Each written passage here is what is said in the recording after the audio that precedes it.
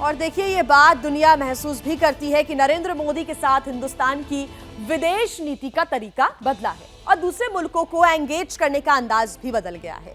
इतना ही नहीं, एशिया में चीन को टक्कर देने वाले सुपर पावर के तौर पर हिंदुस्तान का कद लगातार बढ़ता ही जा रहा है और ये बातें मोदी सरकार के विजन में दिखाई भी देती हैं। और चीन ने जैसे ही कश्मीर में G20 मीटिंग का विरोध किया, उसी दौरान मोदी ने ताइवान और साउथ चाइना सी विवाद का भी जिक्र कर दिया।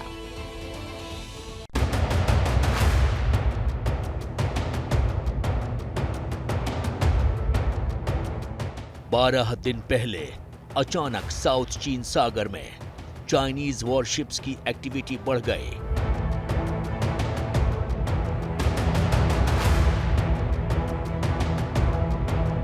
चीन के बड़े बड़े जहाज और एयरक्राफ्ट जमा होने लगे।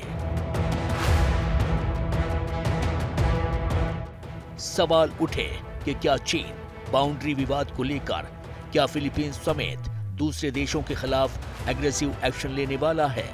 जवाब था नहीं। चीन किसी दूसरे प्लान की तैयारी कर रहा था। वो इस बार साउथ चीन में हो रही पहली आसियान इंडियन नेवल एक्सरसाइज की टोह ले रहा था। उसकी जासूसी के लिए अपनी वॉर मशीनरी को एक्टिव किया था।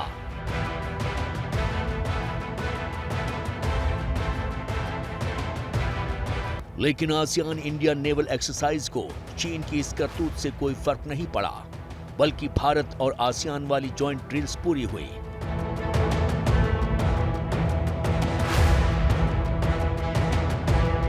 Indonesia, Singapore, Malaysia, Thailand, Vietnam जैसे देशों की जॉइंट ड्रिल तय समय पर पूरी हुई। साउथ चाइना सी हो या फिर ताइवान या फिर LAC का इश्यू, हर बार चीन की वजह से ही हालात बिगड़ते हैं और एक बार फिर ताइवान को लेकर इस बार सिचुएशन सीरियस हो रही है। मगर ये पहली बार है जब चीन को इन सभी मुद्दों पर हिंदुस्तान ने जवाब दिया है। असल में हिरोशिमा में मोदी ने पहली बार जापानी मीडिया को इंटरव्यू दिया।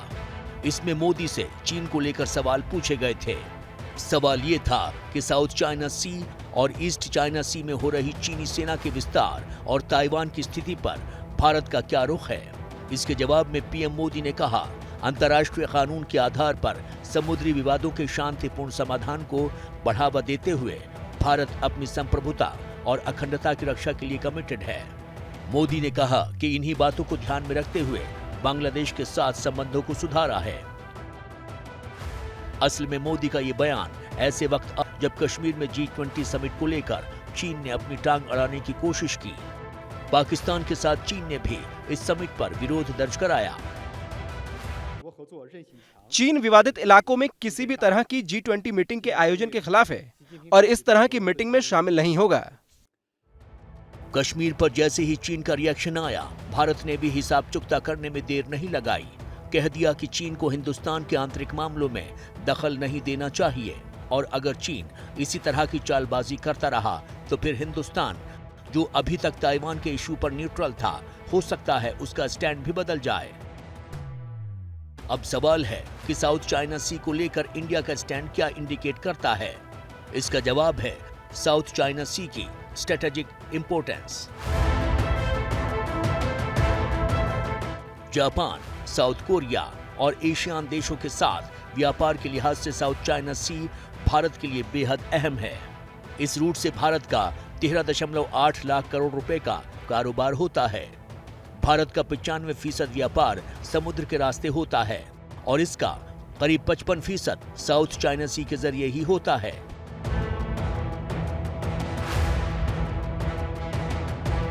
स्टेटमेंट में कहा गया कि G7 और उसके साथी देशों के आर्थिक हालातों को अगर हथियार के तौर पर इस्तेमाल किया गया तो परिणाम भुगतना होगा। किसी एक देश के आर्थिक दबदबे को रोकने के लिए जरूरी कदम उठाए जाएंगे। हालांकि चीन ने इस जॉइंट डिक्लेरेशन का विरोध किया और इसे एजेंडा करार दे दिया। क्या मजबूरी है मेरी, बताइए। मैं अभी आपको बताती हूँ कि मैंने ओए होए होए होए नमकीन के चटकारे लेते हुए टकटकी मार के डिबेट शो को पॉज रिपीट कर कर के देख रहे हैं जोगिंदर जी। इनकी तरह आप भी देखें अपनी फेवरेट डिबेट्स को रिपीट कर और डाउनलोड कीजिए ABP लाइव ऐप अपने स्मार्ट टीवी पर।